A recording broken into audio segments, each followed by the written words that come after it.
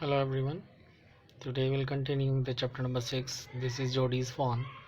And in this story we have already discussed that there was a man who was bitten by a snake, and after that he killed a doe. It means a female deer, और एक हिरनी को वो मार देता है, और उसका जो he used his heart and liver to save himself, अपने आप को बचाने के लिए वो उसका हार्ट और लीवर का यूज़ करता है अपनी बॉडी से जहर निकालने के लिए।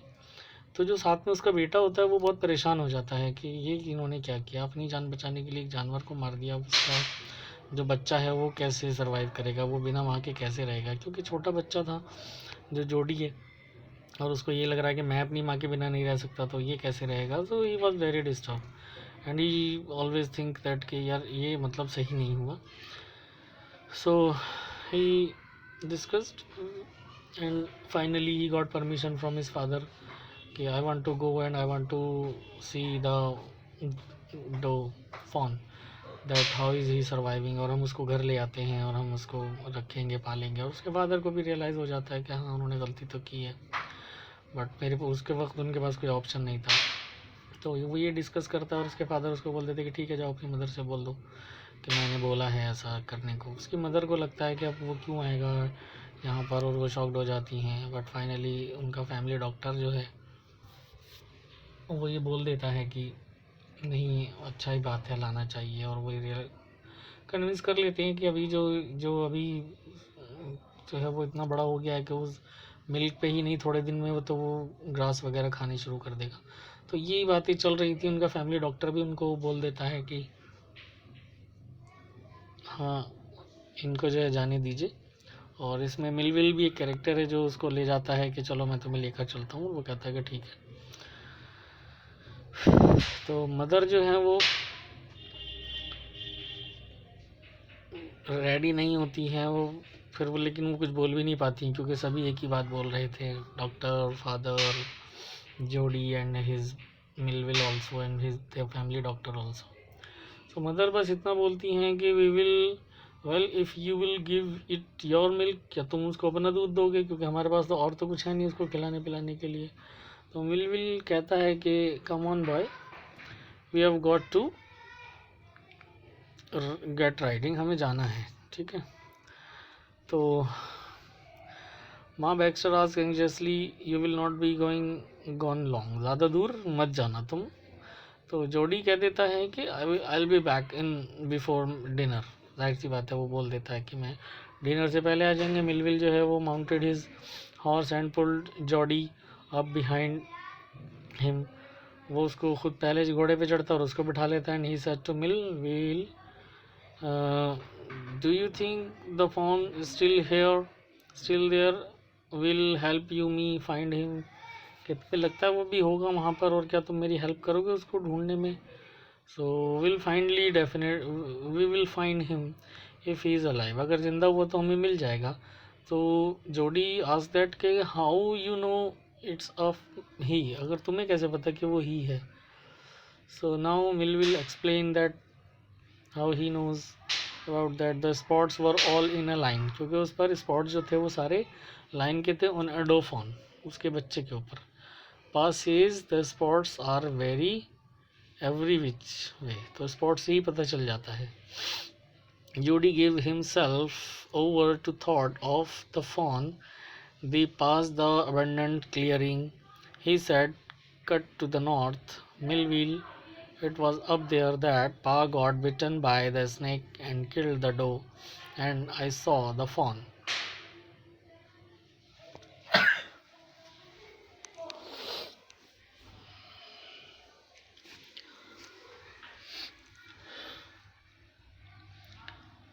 सो वो बताता है कि मतलब वो जा रहे होते हैं, जो जोडी जो है सोचता है कि फ़ोन कहाँ पर होगा, बहुत ज़्यादा सोचता है। दे पास द अबंडेंट क्लियरिंग, और फाइनली वो पास करते चले जाते हैं जो ढूंढते ढूंढते, और वो कहता है कि नॉर्थ की तरफ चलो, मिलविल से कहता है, क्योंकि हम वहीं पर थे जब पा को स्नेक ने काटा था, और जो डो को है वो यहीं मारा था, और मैंने फ़ोन को भी यहीं देखा था।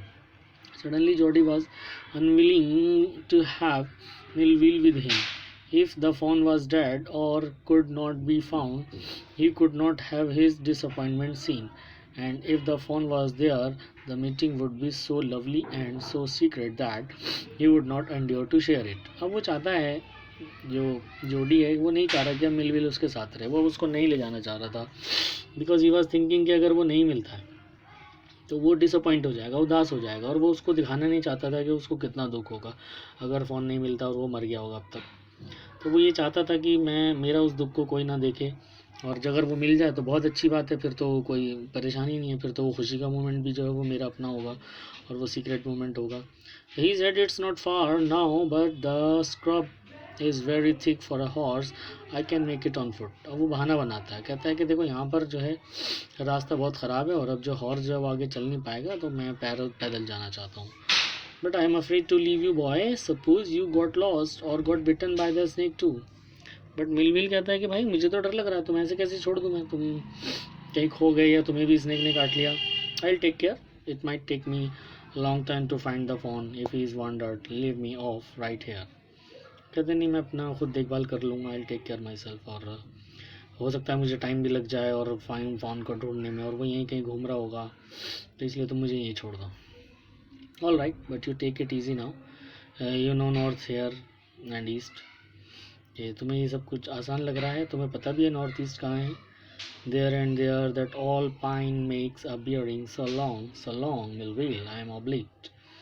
He waited for sound of the hoofs to end, then cut to the right. The scrub was still. Only his own cracking of twigs sounded across the silence. He wondered for an instant if he had mistaken his direction. So finally वो उसको कह देता है कि ठीक है, तो मैं ढूंढना शुरू करता हूँ, और वो ढूंढना शुरू करता है। तो कुछ देर तो वो इंतज़ार करता है कि कहीं से एक साउंड की आवाज़ आए उसके बच्चे की, फ़ोन की, और वो चलने लगता है, राइट मुड़ जाता है। वहाँ पर इतने ज़्यादा सन्नाटा था कि जब वो झाड़ियों में को जा रहा था तो सिर्फ उसके ही चलने की आवाज़ आ रही थी, उसके ही पैरों से वो जो अंदर के पत्ते वगैरह हिल रहे थे, और जो भी जिस ट्विग्स पे मतलब नीचे जो घास फूस पड़ी रहती है वो उस पर जहाँ जहाँ पैर रख रहा था तो वही आवाज़ आ रही थी। इतनी ज़्यादा साइलेंस थी वहाँ पर, और उसको ये भी लगता है कि कहीं उसने गलत तो नहीं मुड़ गया, कहीं गलत डायरेक्शन तो नहीं ले ली है। एंड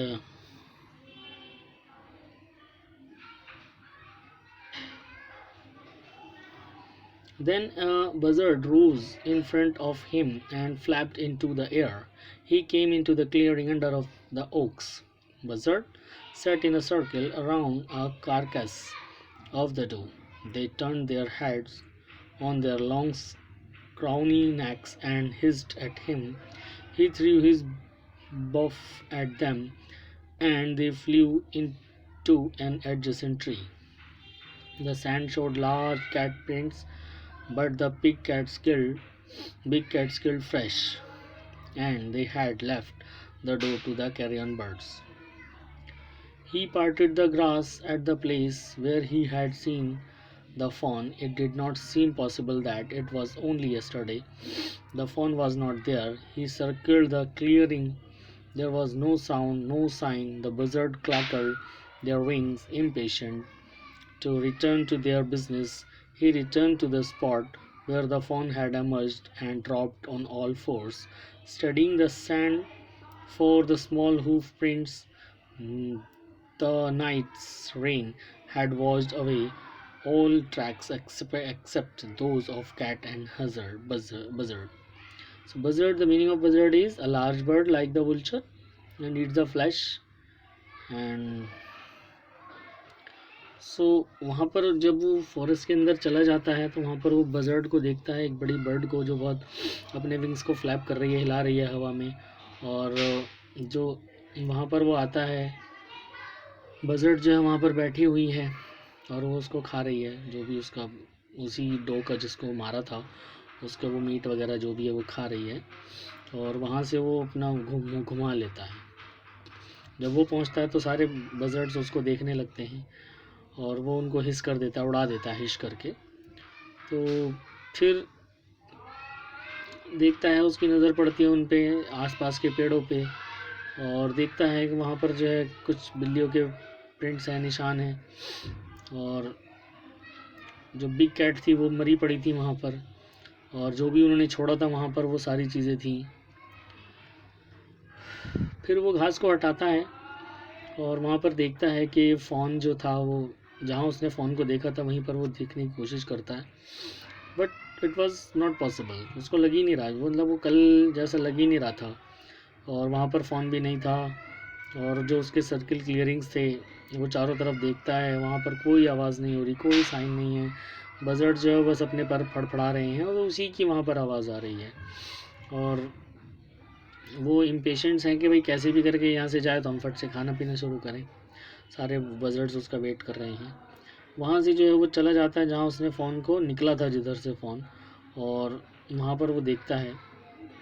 तो फिर उस जगह को देखता है कि चारों तरफ वहाँ से नज़र दौड़ाता है कि देखूँ मैं पैरों के निशान किधर जा रहे हैं, बट ऐसा कुछ था ही नहीं, क्योंकि रात में बारिश हुई थी तो उसके फुटप्रिंट भी जो है वो गायब हो गए थे। वहाँ पर सिर्फ और सिर्फ रेन ने पूरा वॉश कर दिया था, और कैट जो थे और बजर्ड्स के ही फुटप्रिंट्स वहाँ पर थे, और बाकी फुटप्रिंट्स वहाँ से चले गए थे।